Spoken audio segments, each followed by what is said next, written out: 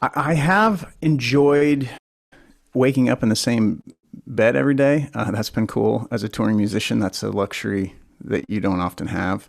Um, and I just stayed busy making music, playing a lot of guitar, writing songs, and then recording a record. And I'm just, it's just trying to be as productive as possible. So yeah, it's been interesting. Yeah, I am.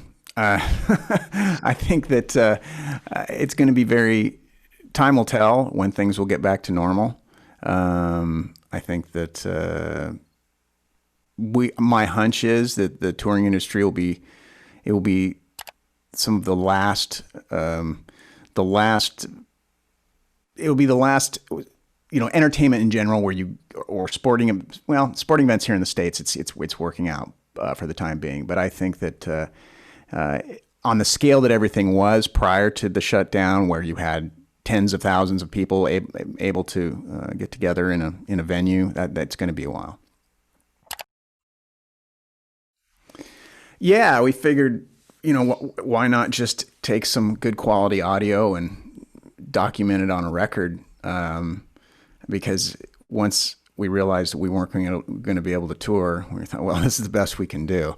So he's got to take lemons and make lemonade, as they say. Well, we wanted something that would represent the new record, and we figured if we took tracks that were heavier on prior records, that would kind of defeat the purpose. Because since we since we'd made Walk the Sky and we were touring Walk the Sky, we wanted to play new material off Walk the Sky. Um, uh, we figured it would be appropriate since we can't tour now. Let's put the songs from the new record on this EP. As far as when they were recorded, initially I assumed a lot of it was in Europe, but then after I did an interview a few weeks ago, my manager was like, "No, dummy, that a lot of that was done. A lot of that was done in the States." So it turns out we'd had a multi-track unit rolling most of the time, and they didn't tell the band because they knew we'd be nervous. So they're just like, "Hey, while these chumps are on stage rocking out, run the multi-track, and maybe we'll get something we can use in the future." So that was smart on management's part. Yeah, it's heavy. I mean, it's a definite Mark riff. Was where the genesis of it started, and so it was something that we kind of kicked around the track and before we made Walk the Sky, and we kind of had it in various forms, and we knew that it was a track that should see the light of day at some point, but it just didn't feel appropriate on Walk the Sky itself, especially the just the overall sound and vibe and mood. Records kind of have that, and so it worked out perfectly when all this happened to revisit that and record it and then release, have a new song to coincide with the live tracks.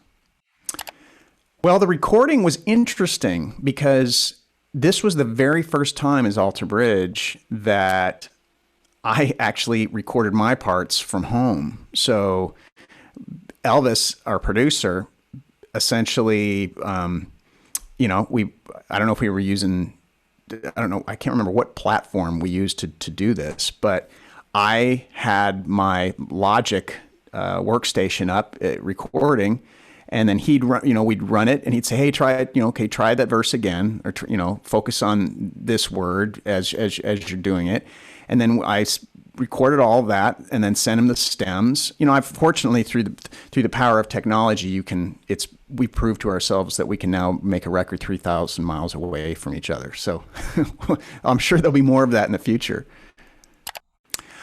I think that I think you need the band together depending on what process you're in.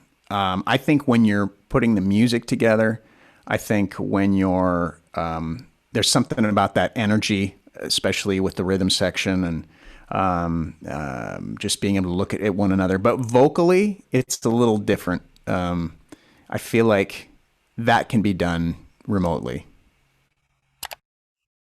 Yeah. So our manager Tim discovered this really talented cat named Stefano Bertelli, I believe is his name, and he'd seen some of his work online, and reached out to him and asked him if he'd be interested in trying to do a treatment for Native Son, and we were just blown away with what he did. I mean, he took the narrative of the song and made it more contemporary, because initially the lyric was about something similar, about the idea of change and you know, how the world around you is changing and how you feel alienated from that world. But he was able to make it more contemporary and relevant to 2020, which I thought was really impressive. Definitely one of my favorite Alter Bridge videos.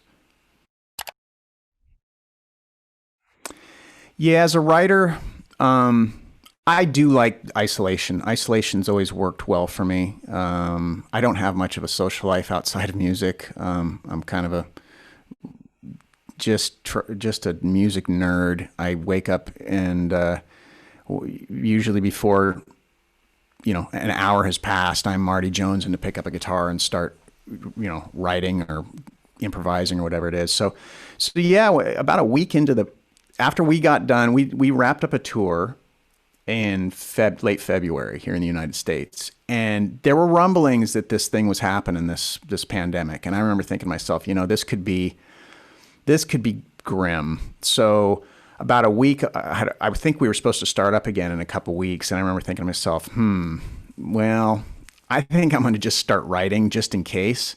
And then, yeah, everything started canceling, and then I just I wrote, I don't know how many songs, and demoed them here at home. And then we worked out the logistics to get in a van, or not a van, I don't know what kind of vehicle we rented, but we drove all the way across the country because I was too concerned about flying. And plus I wanted to take the gear. I wanted to take some of my special instruments, and drove all the way to Florida from Washington State, which was like normally I think a 4 to 5 day trek, but it ended up taking, I think it was like 3 days, just driving like 14 hours a day. It was insane, but it was actually a lot of fun.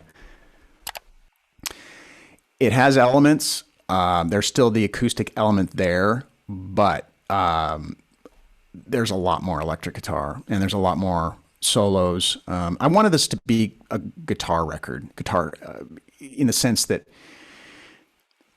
you know, my first love, people are discovering, is the guitar. I just genuinely love the instrument. I love improvising. I love playing leads, and I wanted to have a record that showcased that and allowed me the ability to do more of that. The first record, Year the Tiger, was more acoustic based, and it was more about the narrative of the songs.